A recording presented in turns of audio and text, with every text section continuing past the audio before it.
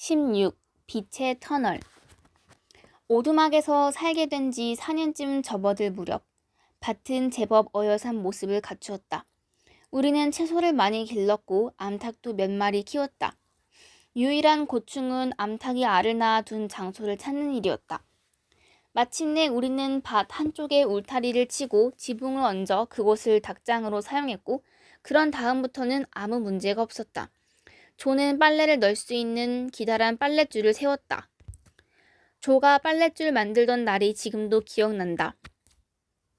조는 큰 쇠망치를 들고 사다리 위에 올라가 있고 나는 장대를 붙잡고 있었다. 우리는 많이 웃었다. 어느 날 오후 크리스토퍼와 오웬은 장대와 담요 그리고 끈 몇 개를 이용해 텐트를 만들었고 그 안에서 무척 재미있게 놀았다. 그동안 나는 밭 아래쪽에서 빨래를 널고 있었다. 그런데 갑자기 큰 광선 한 줄기가 내 발 앞에 떨어지면서 살짝 때리듯이 나를 스쳐갔다. 나는 하마터면 넘어질 뻔했다. 물론 호수스였다. 호수스가 재미삼아 한 짓이라는 걸 알고 나는 웃었다. 호수스가 말했다. 로나, 너에게 말해줄 게 있어. 행복하면서도 슬픈 소식이야. 신은 너에게 갓난아기의 영혼을 보낼 거야. 너는 새해 임신을 하게 되지만 이 어린 아기는 네 곁에 머물지 않을 거야. 아기는 신에게로 돌아갈 거야. 나는 말했다. 그 얘기만으로도 너무 슬퍼. 왜 내게 미리 알려주는 거야, 호수스 천사? 그냥 일이 일어나게 두고 아무 말도 하지 않으면 안 돼? 나한테는 모르는 것이 더 편할 것 같아. 호순수는 말했다. 조는 너의 임신 소식에 무척 기뻐할 거야. 그리고 그 아기가 신에게로 돌아갈 때 조도 어떤 식으로든 함께 있게 될 거야.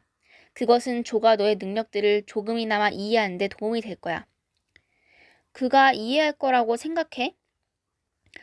그럴 거야. 이해할 거야. 물론 한꺼번에 전부 다는 아니고 이해할 수 없는 점들이 여전히 남아있겠지만 시간이 지나면서 너의 삶에 일어나는 다른 일들을 함께 겪다 보면 그 모든 게 전부 사실이라는 걸 알게 될 거야. 지금이 조에게 다시 말해야 할 때야. 알았어. 그렇게 할게. 조금 있다가 조와 함께 산책하러 갈 때가 좋을 것 같아.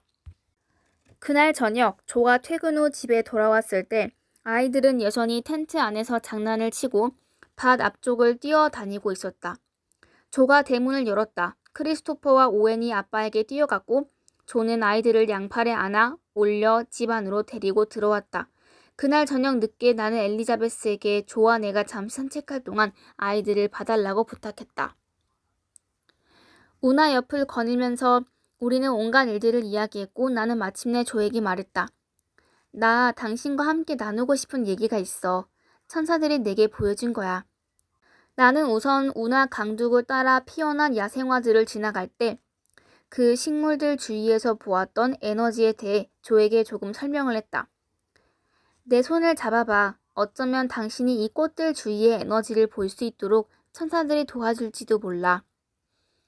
나는 그의 손을 꼭 잡으며 말했다. 저기에 있는 저 꽃을 봐. 그 꽃에서 에너지의 공들이 나오는 것이 보여? 그 꽃은 자신의 에너지를 발산하고 있는 중이야. 당신도 다양한 색깔들이 보여? 노란색, 하얀색, 파란색이? 나는 여전히 조의 손을 잡은 채 고개를 돌려 천사들에게 계속 부탁했다. 조 역시 볼 수 있게 해달라고. 저 붉은색 양귀비를 봐. 그 아래쪽에서부터 3cm 정도 높이의 공중으로 쏘아 올라가는 나선형 소용돌이들이 보여? 마치 폭발하는 폭죽들 같아. 하나가 폭발하면 몇 초 뒤에 그 다음 것이 폭발하는 폭죽들 말이야. 조는 내가 가리킨 꽃을 바라보았지만 얼굴 표정으로는 아무것도 볼 수 없는 게 분명했고 심지어 볼 무엇인가가 있는지조차 의심하는 기색이 역력했다. 나는 마음이 덜컥 내려앉았다. 조는 말했다. 이리 와, 이제 집에 가자. 갑자기 천사들이 마치 운하 상공의 공중에서 내려오기라도 한 것처럼 나타났다. 천사들은 꽃들이 있는 방향으로 부드럽게 바람을 불었다. 조가 걷기 시작했다. 나는 그의 손을 잡으며 말했다. 꽃들을 흔드는 바람을 봐. 이제 볼 수 있어, 조? 조는 마치 발이 땅에 달라붙은 것처럼 깜짝 놀라 서 있었다. 그리고 말했다. 이런 광경은 난생 처음이야. 조는 자신의 눈에 보이는 모습을 나에게 설명해 주었다. 나는 행복하게 미소 지었다. 내가 본 것을 다른 사람이 똑같이 보았다는 것을 확인한 첫 번째 사건이었다. 존은 여전히 놀라움 속에 미소를 지으며 서 있었다.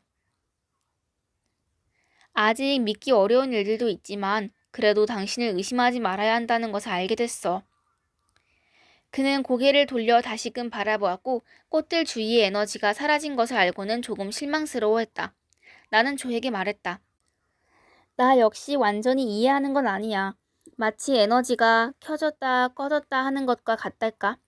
원래 눈에 보이지 않는 에너지가 특정한 순간이나 환경에서만 인간의 눈에 물질적으로 보이는 것처럼 말이야.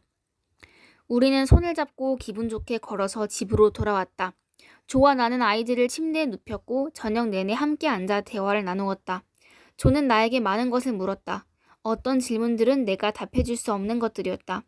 시간이 지나면서 아버지는 집 인근 지역과 더블린에 있는 여러 기도 모임들에 참석했다.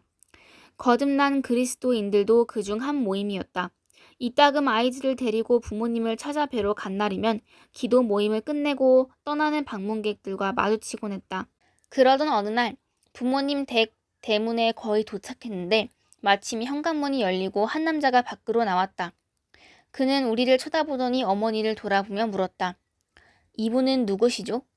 어머니는 내가 당신의 딸이며 아이들은 손자들이라고 대답했다.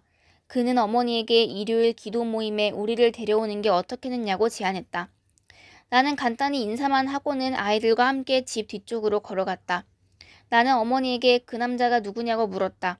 어머니는 그가 더블린의 거듭난 그리스도인들의 기도 모임에 참여하는 신부님 중 한 분이라고 말했다. 나는 더 이상 묻지 않았고 어머니도 더 이상 그에 대한 얘기는 하지 않았다. 부모님 댁에서 시간을 보내다가 아이들과 버스를 타고 메이누스의 오두막으로 돌아왔다.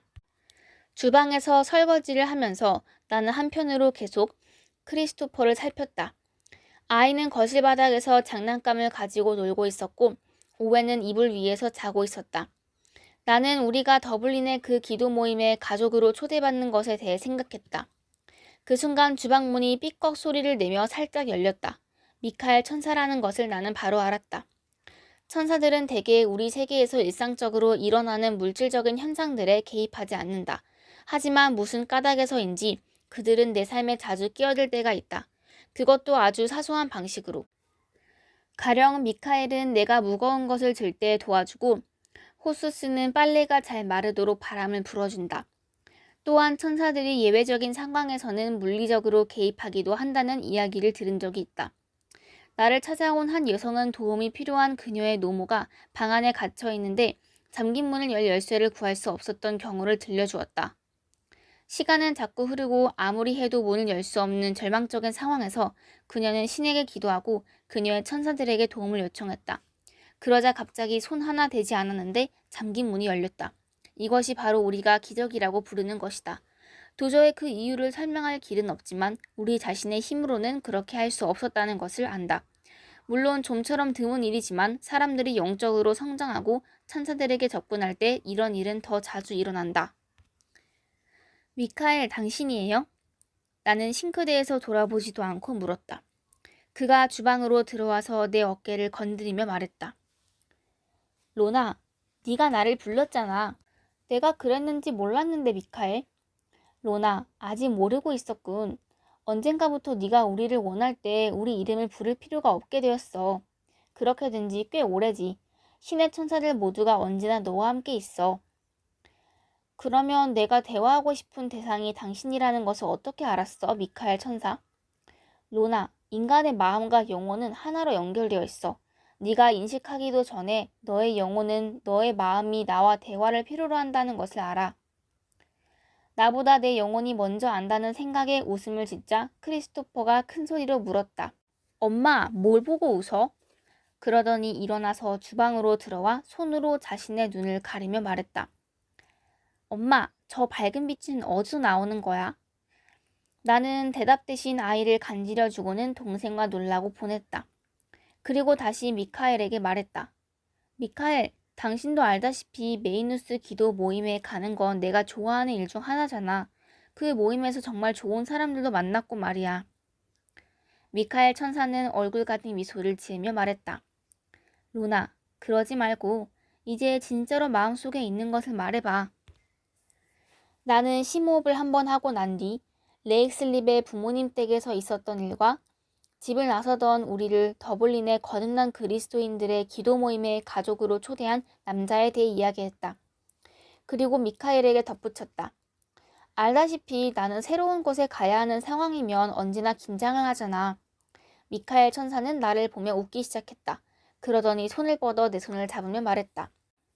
로나, 물구나무를 서야 하거나 그 비슷한 일을 하는 게 아니잖아. 걱정하지 마. 우리 둘 다 웃었다. 미카엘이 계속 말했다. 이것만 기억하면 돼. 메이누스 기도 모임에 갈 때 넌 기도하고 신을 찬양하잖아. 똑같은 거야. 자유롭게 기도하고 찬양하도록 해, 로나. 더블린 모임에도 많은 가족들이 올 거야. 다른 점이라면 바로 그거겠지. 로나, 때가 되면 너는 부모님과 함께 이 기도 모임에 가족으로서 가게 될 거야. 하지만 당분간은 그런 일은 없을 거야. 언제나처럼 미카엘이 옳았다.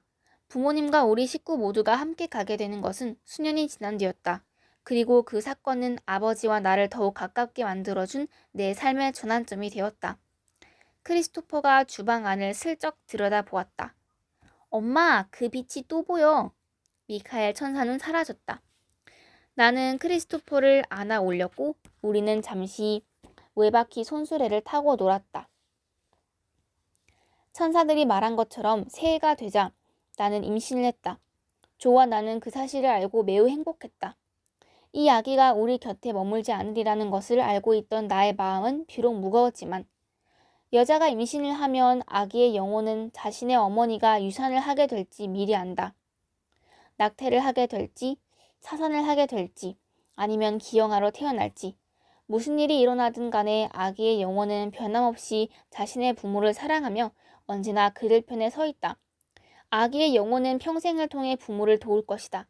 만약 당신이 아기를 잃은 적이 있다면 그 어린 아기의 영혼이 당신을 자신의 어머니 혹은 아버지로 선택했다는 사실을 결코 잊지 말라. 실제로 아기의 영혼은 임신이 되기 전에 당신을 선택한다. 그 어린 영혼은 당신을 사랑하며 당신이 자신을 임신했다는 사실에 무척 기뻐한다. 당신이 잉태되기도 전부터 신이 이미 당신을 알고 있다는 성경 구절을 읽거나 들어본 적이 있을 것이다. 왜냐하면 우리는 이미 천국에서 영적인 존재로 존재하기 때문이다. 그곳에서 우리 모두는 천국을 떠나 지구에 태어나게 될 날을 기다리고 있었다. 끔찍하게도 세상에서는 엄청나게 많은 낙태가 이뤄지고 있다. 하지만 우리가 분명히 기억해야 할 한 가지가 있다. 낙태를 결정하는 것은 어머니이지만 아기의 영혼은 어머니의 결정을 이미 알고 있다. 그럼에도 불구하고 어린 영혼은 그 여성을 자신의 어머니로 선택한 것이다. 그것이 비록 잉태된 자신이 실제로 태어날 수는 없다는 것을 의미할지라도 그 어린 영혼은 어머니를 선택했으며 어떤 일이 일어나든 그녀를 사랑할 것이다. 그것은 무조건적인 사랑이다. 나는 모든 엄마가 특히 낙태 경험이 있는 여성들이 이 사실을 기억했으면 한다. 어쩌면 어린 소녀는 삶이 두려워 바깥 세상이 두려워 낙태를 했는지도 모른다. 혹은 어쩌면 부모가 무섭거나 임신 사실을 털어놓을 사람이 없다고 느꼈을지도 모른다. 기억하라. 아기의 영혼은 당신을 사랑한다. 자신을 낳아주지 않았다고 해서 결코 단 한순간도 당신을 원망하지 않는다. 아기의 영혼은 일어날 일을 이미 알았고 자신의 사랑을 당신에게 쏟을 것이다. 몇 년 뒤 사람들이 나를 찾아오기 시작할 무렵 내게 와서 도움을 구하던 한 여성이 생각난다. 몇 번의 만남 후 어느 단계에 이르자 그녀가 나에게 말했다. 나는 유산을 한 적이 몇 번 있어요. 내가 대답했다. 네, 천사들에게 그 얘기를 들었어요. 마침 고개를 돌려 주방 문 쪽을 바라보니 그곳 바닥에 5명의 작은 아이들, 그러니까 빛에 둘러싸인 5명의 어린 영혼들이 앉아 있었다. 아름다운 영혼들, 아름다운 어린 아이들이었다. 아이들은 고개를 돌려 자신들의 어머니를 향해 미소를 짓고 있었다. 그녀는 아이들을 볼 수 없었지만 나는 그녀에게 내가 본 대로 말해주었고 그녀는 기쁨으로 가득 찼다. 나는 그녀에게 사내 아이들과 여자 아이들이 섞여 있으며 아이들이 어떻게 생겼는지도 말해줄 수 있었다. 그 어린 영혼들은 나에게 부탁하기를 자신들이 언제나 어머니 주위를 맴돌면서 언제나 그녀와 함께 있었다는 것을 어머니에게 알려달라고 했다. 그 어머니는 나에게 말했다. 사실 나는 과거에 그 아이들이 내 주위에 있다고 늘 느꼈어요. 심지어 때로는 그 아이들의 작은 손이 내 다리를 만지는 게 느껴진다고 생각한 적도 있어요. 지금도 나를 만지는 그 아이들을 느낄 수 있어요. 나도 모르게 미소를 지을 수밖에 없었다. 왜냐하면 바로 그 순간에 아이들이 그녀의 의자 주위에 서서 그녀를 만지고 있었기 때문이다. 나는 여전히 미소를 지으며 말했다. 네, 당신 말이 맞아요. 당신은 정말 축복받은 사람이에요. 신이 당신에게 보내준 아이들의 손길을 고스란히 느낄 수 있으니 말이에요. 기억하세요. 언젠가 당신이 이 세상을 떠나는 순간 이 다섯 아이들이 손을 내밀어 당신을 천국으로 데려갈 거예요. 그녀가 대답했다. 고마워요. 그동안 내 주위에서 느껴진 내 아기들의 존재에 대해 결코 누구한테도 말해본 적이 없어요. 그리고 그 아기들이 나를 만진다고 느낀 것도요. 누구에게든 말하는 것이 두려웠어요. 사람들이 나를 미쳤다고 생각할까봐 두려웠어요.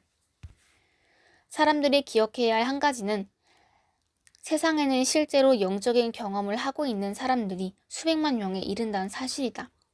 하지만 그들은 자신들의 경험을 입 밖으로 말하는 것을 꺼리고 두려워한다.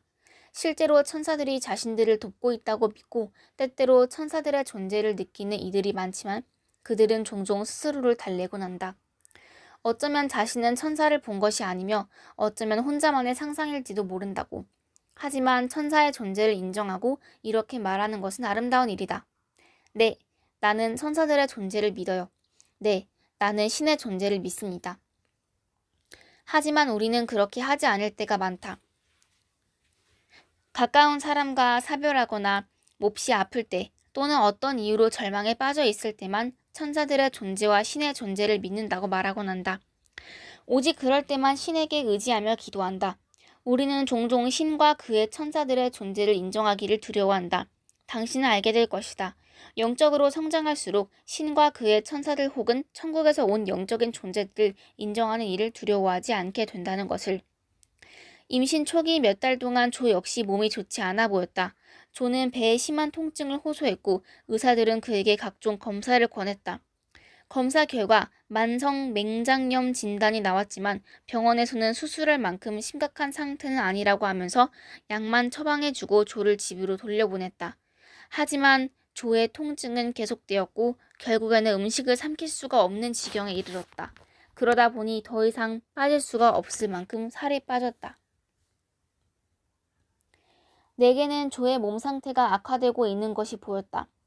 결혼하기 전에 내가 보았던 그의 내부 장기 주위의 회색빛이 더 짙어졌고 그의 맹장 주변에 빨간색으로 부풀어 오른 덩어리가 보였다. 나는 천사들에게 심정을 토로했다. 조가 그렇게 몇 달째 계속해서 고통스러워하는 것을 보고만 있는 것은 너무 불공평하다고. 나는 천사들에게 도움을 요청했다.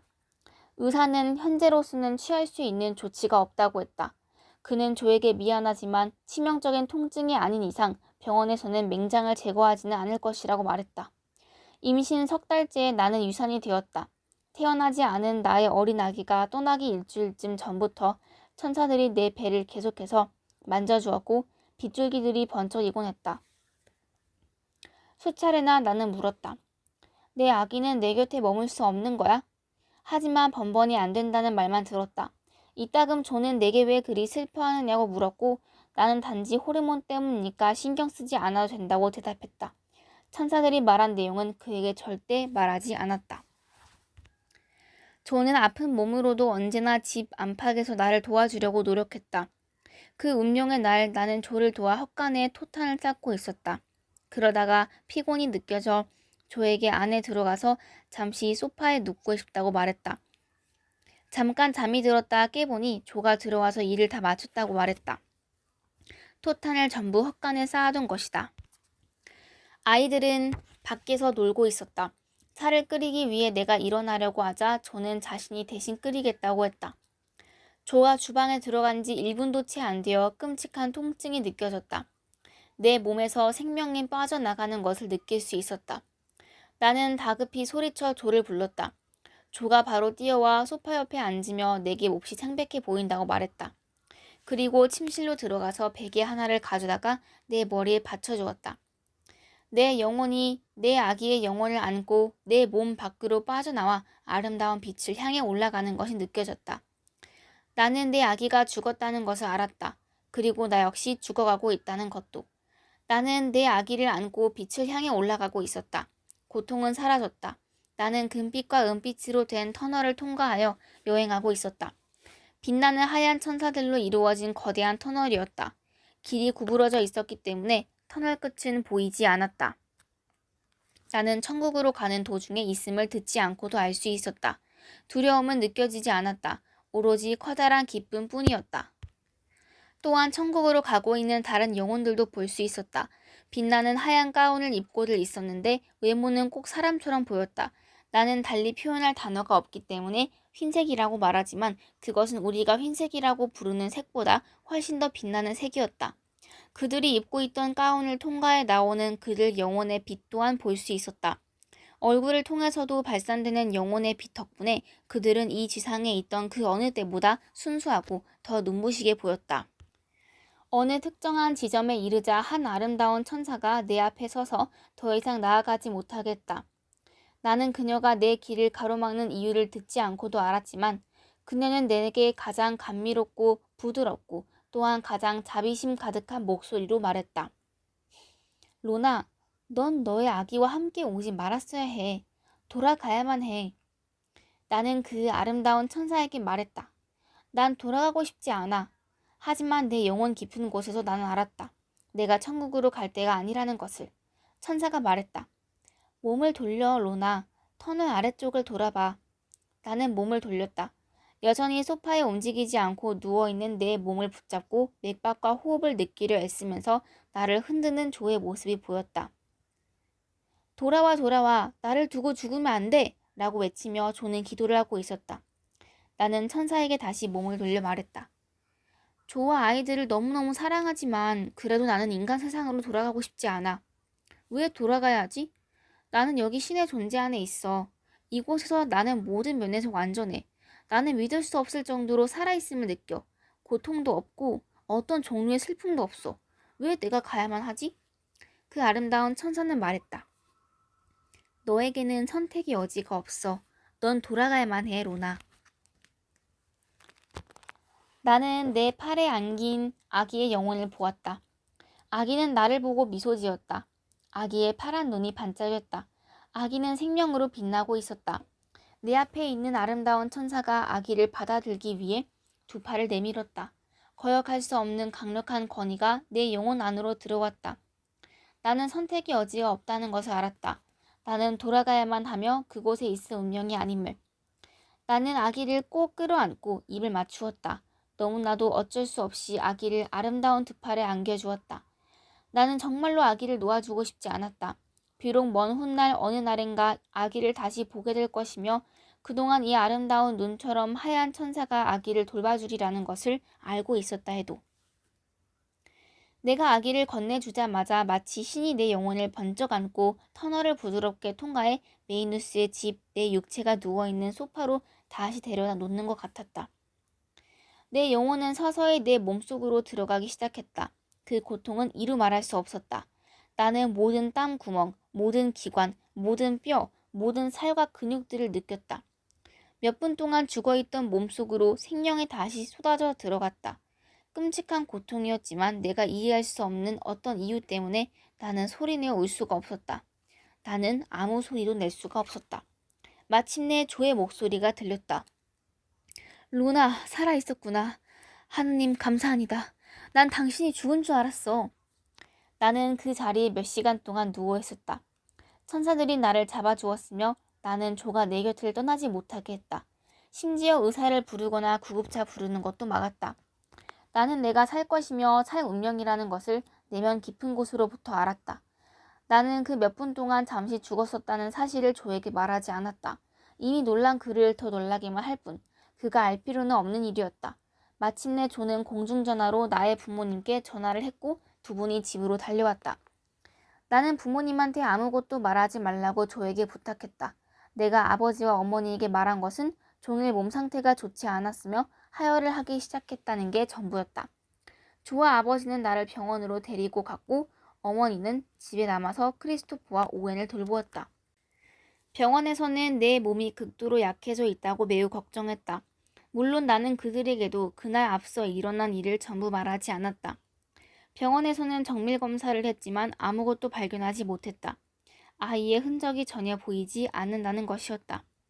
의사가 나를 보러 와서 내 손을 잡고 매우 유감스럽다고 말했다. 아이를 잃으셨습니다. 아마 병원에 도착하기 전에 일어난 것 같습니다. 의사가 자리를 뜨자 아버지가 혼자 걸어 들어와서는 내게 말했다. 정말 안 됐구나. 이 아기가 너에게 얼마나 큰 의미였는지 내가 잘 안다. 나와 이야기를 나누는 아버지의 눈에서 눈물이 흘렀다. 나는 아버지가 나와 관련된 일에 그렇게 감정적으로 흔들리는 것을 본 적이 없었다. 의사는 병원에 며칠 입원할 것을 권했고 병실이 정해지자 조와 아버지는 집으로 돌아갔다. 며칠 후 나는 자궁 안을 깨끗이 하는 소파수를 받았다. 조는 매일 밤 나를 보러 왔다. 나를 몹시 걱정했고 우리 아기를 잃은 사실을 슬퍼했다. 2주 후 퇴원했지만 나는 여전히 기력이 없어서 침대에서 많은 시간을 보냈다. 집으로 갈 수 있다는 게 너무 기뻤다. 나는 아이들을 두 팔에 안고 키스를 퍼부었다. 죽어서 천국으로 가다가 돌아왔던 그날의 일에 대해 조에게 더 자세한 이야기를 하게 된 것은 몇 년이 지나서였다. 조의 생애 마지막 몇 달 동안 조를 위로하는 한 방법으로 그날의 이야기를 해주었다. 우리 대부분은 죽음에 대한 두려움을 가지고 있지만 두려워할 필요가 없다. 죽음의 순간에 고통과 불편함은 없다. 어떤 사람들은 마지막 순간까지 고통이 있을 수 있다. 하지만 그러고 나면 아무것도 없다. 두려움도 불안도 없다. 당신은 자유롭게 간다. 죽음은 탄생과 같다. 이상한 말처럼 들릴 수도 있겠지만 당신은 새로운 삶으로 다시 태어난다. 당신은 실제로 죽지 않는다. 당신이 떠나는 것은 단지 이 물질적인 껍질뿐이다. 마치 텅 빈 계란 껍질처럼. 나는 지옥이라 불리는 장소가 있다는 것도 안다. 실제로 존재하는 곳이지만 신은 나에게 그곳으로 보내진 누구도 보여준 적이 없다. 나는 오직 나 자신이 본 것에만 의지할 뿐이며 내가 본 바에 따르면 신은 모두를 용서한다. 무슨 행동을 했든 상관없이. 현실의 우리로서는 이해하기 힘든 일이라는 것을 나는 안다. 많은 시간 우리는 정의와 복수를 찾는다. 그런 우리가 이해하기란 매우 힘들겠지만 죽음 이후 신 앞에 서는 순간 우리의 영혼은 너무도 큰 사랑은 물론 신과 함께 있고 싶은 욕망을 느껴 그곳에 머무르고 싶어 한다. 그리고 매우 깊이 그리고 진정한 방식으로 용서를 구한다. 인간 조건에 연약하면서 기인해 이 지구에서 행한 모든 것에 대한 용서를. 그러면 신은 무한한 자비로 자신의 자녀들을 용서한다. 우리 모두는 신의 현존 안에 있는 아이들일 뿐이다. 당신의 영혼은 완전하다. 당신의 영혼이 육체로부터 자유로워질 때 그 영혼은 우주를 통과해 상상조차 할 수 없었던 장소들로 여행한다. 얼마나 황홀한 기분일지 당신이 이해할 수 있도록 내가 어떻게 도울 수 있을까? 달리 표현할 방법은 없다. 당신 자신이 그것을 경험하기 전에는 말해줄 방법도 없다. 그리고 우리 대부분은 그것을 경험하기 위해 죽을 때까지 기다려야만 한다. 당신이 죽을 때 당신은 혼자가 아니다. 언제나 천사들과 당신보다 먼저 간 영혼들과 동행한다. 당신은 돌아오는 것을 원하지 않을 것이다. 더 이상 고통이 없고 더 이상 눈물이 없고 더 이상 슬픔이 없는 곳으로부터 인간의 몸으로 돌아오기를 왜 원하겠는가? 그렇기 때문에 사람들은 죽음에서 돌아오기를 원하지 않으며 영혼을 인간 육체로 돌려보내는 것은 오직 신만이 결정한 일이다. 왜냐하면 아직 때가 되지 않았기 때문이다. 우리는 매우 물질적인 사회에 살게 되었고 그래서 죽음을 바라보며 종종 묻는다. 이것이 그것인가? 내가 부패되어 사라지면 그곳에 더 이상 아무것도 없는가? 분명히 말하지만 더 이상의 것이 존재한다. 내가 쓰는 책들을 통해 그 사실을 전할 수 있게 되기를, 그래서 사람들이 이해하는 데 도움이 될 수 있기를 나는 언제나 희망한다. 내가 말하는 것을 믿기 바란다. 그렇다. 그 이상의 것이 훨씬 더 많은 세계가 존재한다는 것을 믿어야 한다. 비록 내가 지금 그것을 증명하거나 보여줄 수 없을지라도 누구나 죽을 때 그것이 증명된다. 어떤 사람들은 너무 늦는다고 느낄 수도 있다. 증거를 보기 위해 죽을 때까지 기다리는 것은 물론 우리가 살아있을 때도 그 증거가 주어진다. 하지만 그 증거를 알아차리기 위해서는 온 마음을 다해 보고 들어야 한다.